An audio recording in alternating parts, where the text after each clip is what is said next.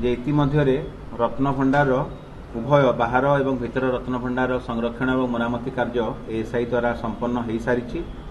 एवं एबे जहाँ अस्थायी रत्न भंडार अच्छी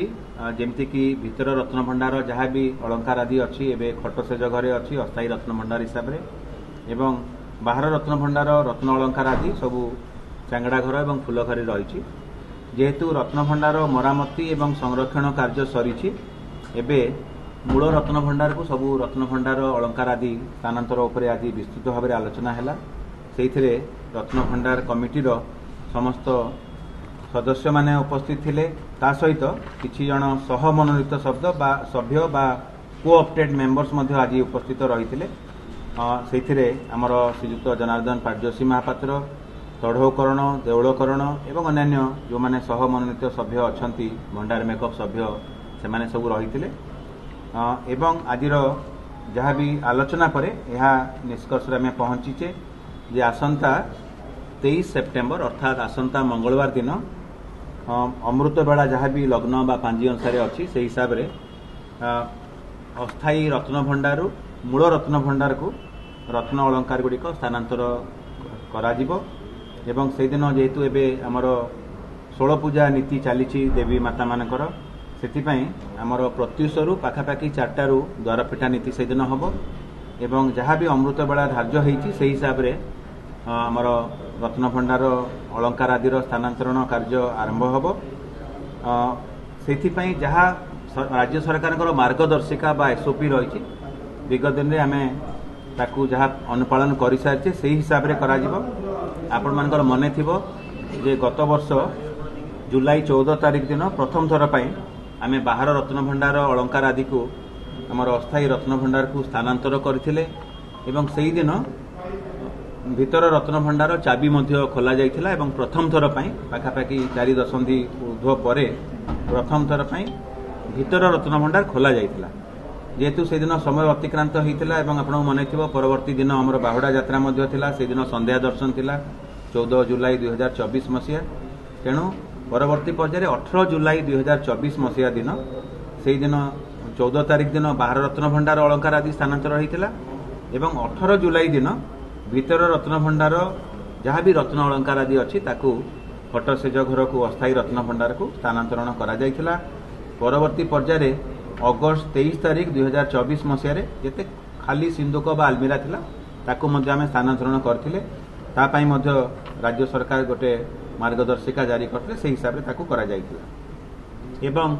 एई सबु सरीगला परे 18 सेप्टेम्बर 2024 ठीक गोटे वर्ष पूर्व आपण मने थिबो ठीक गोटे वर्ष पूर्व आमर जहाँ भी प्रिलिमिनारी इंस्पेक्शन एवं टेक्निकल सर्वे कार्य एएसआई आरंभ करथिले तापर आपण माने थियो राडार पेनिट्रेटिंग सर्वे एवं अलगा जहाँ भी जीपीएस काम गुड़िक करा जाइथिला एवं साइंटिफिक इन्वेस्टिगेशन सरीगला परे मरामती एवं संरक्षण कार्य एएसआई आरंभ करथिले जहाँकि आपण माने समस्त अवगत अछंती इतिमध्य सरी जाइछि एवं आउ गोटे आमर रत्न भंडार कमिटी आज परामर्श देइछंती जदिओ रत्न भंडार मरामती संरक्षण कार्य सरी जाइछि तथापि भी रत्न भंडार सब कमिटीर सदस्य माने जिलापाल नेतृत्व में आम गोटे दल गठन करछु जो माने कि जाइकी देखिबे तार सफा सुतरा इत्यादि एवं जो बाहर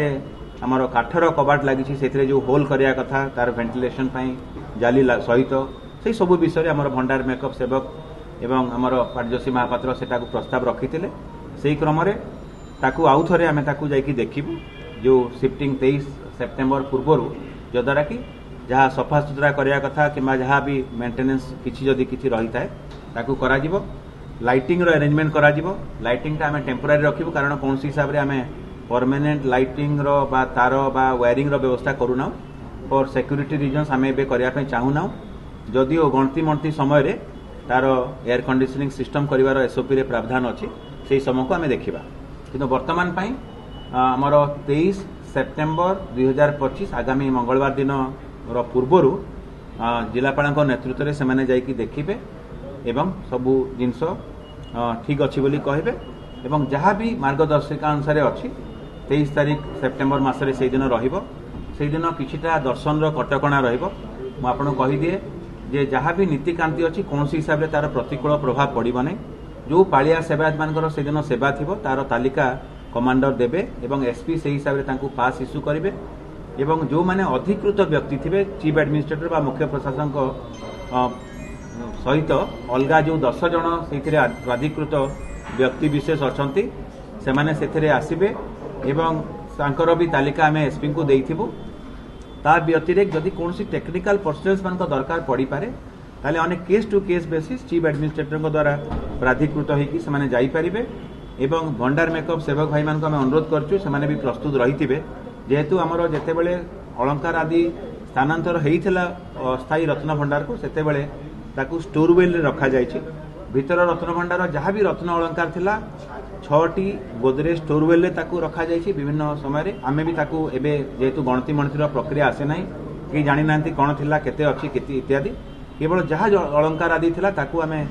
से आलमीरा रे रखिकी स्थानांतरण करिछे एवं बाकी जदि किछिटा लुजली थिला ताकू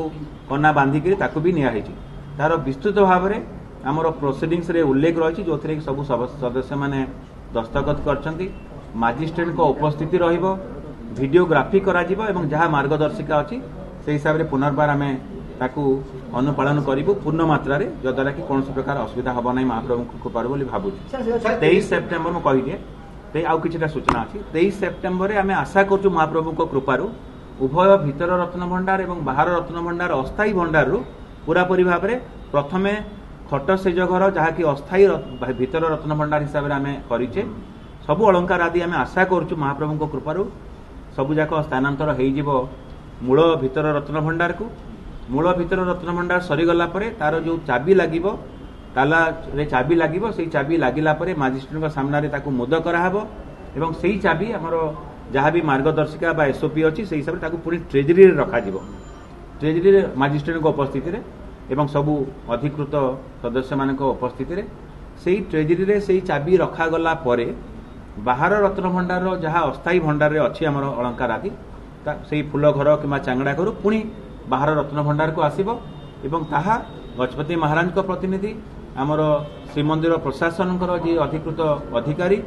एवं आमर भंडार मेकम को प्रतिनिधि पाखे चाबी रही था 3 जन उपस्थित पुणी थे बंद कर जाकि कार्य संपन्न होला बोली धरा 23 तारीख दिन जदि सरी जाउची ताले से दिन आम सबुजाक ये प्रोसेस सर जदि 23 तारीख रे स्थानांतरण प्रक्रिया जदि किछि रही जाइथिबो ताले हुए तो आम 24 तारीख रे ताकू करिया पई आमे आज मनस्थ करछि सबु समस्ते एक स्वरे से ताकू समर्थन करछंती जो महेंद्र बेला थिबो बा जहाँ तिथि गणना अनुसार जो बेला शुभ मुहूर्त थिबो से हिसाब रे ताकू करा जिवो एवं महाप्रभु कृपारु आमे आशा करछु एवं प्रार्थना करछु जे आसंता 23 तारीख दिन ये स्थानांतरण प्रक्रिया सरी जिवो निश्चित भाव में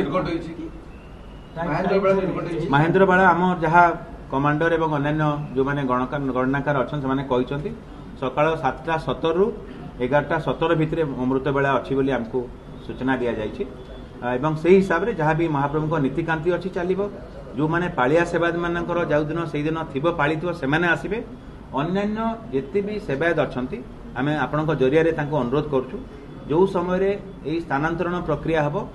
प्राधिकृत बा अधिकृत जो माने व्यक्ति विशेष किमा पालिया सेवायत व्यतीत आउ कहीं से जापारे ना आम एसपी को से अनुरोध करूँ जहाँ भी सिक्यूरीटी अरेंजमेंट करिया कथा करा जिवो पाखापाखि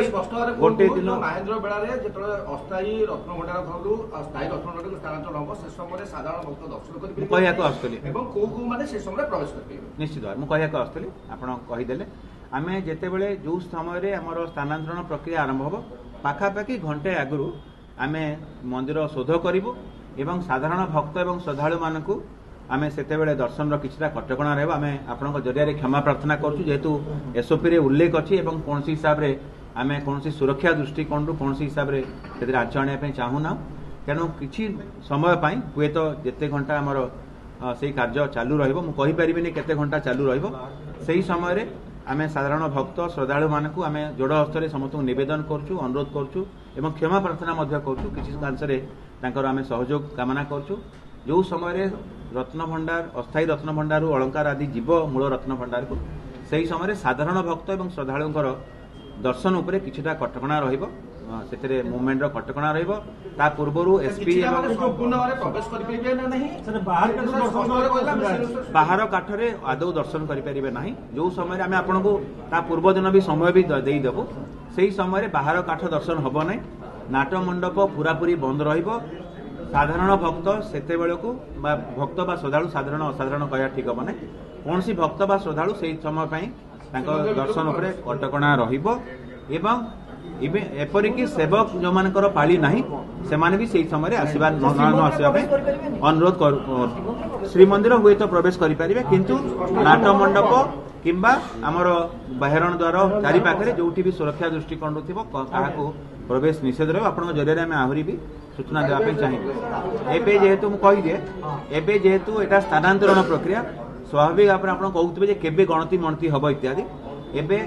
ସ୍ଥାନାନ୍ତରଣ ହେଲା ପରେ ଯାହା ମାର୍ଗଦର୍ଶିକା ଅଛି ସେଇଥିରେ ସ୍ପଷ୍ଟ ଭାବରେ ଉଲ୍ଲେଖ ରହିଛି ଯେ ପରିଚାଳନା କମିଟି ଆମର ଗଣତି ମଣତି ଉପରେ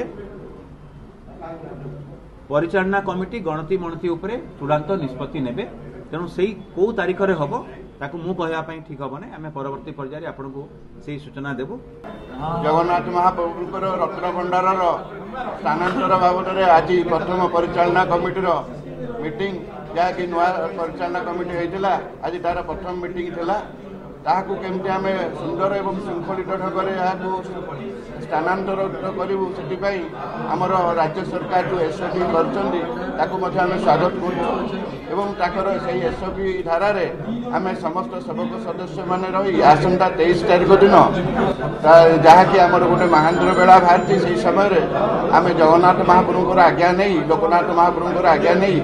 ଆମେ ଏହି ମହାପ୍ରଭୁଙ୍କର ଏହି ସେବା କାର୍ଯ୍ୟ ଆରମ୍ଭ କରିବୁ। ସର୍ବପ୍ରଥମେ ଆମେ ମହାପ୍ରଭୁଙ୍କର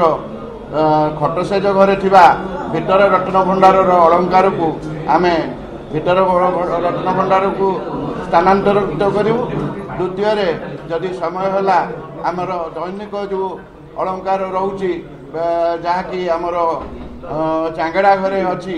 ତାକୁ ମଧ୍ୟ ଆମେ ଦ୍ୱିତୀୟ ଭଣ୍ଡାର ଘରକୁ ସ୍ଥାନାନ୍ତରିତ କରିବା ପାଇଁ ଆଜିର ମିଟିଂ ହେଉଛି ଡିସିସନ୍ ନେଇଛି। ତାକୁ ହିଁ ଆମେ ପାଳନ କରିବୁ ଆଗାମୀ 23 ତାରିଖ ଦିନ।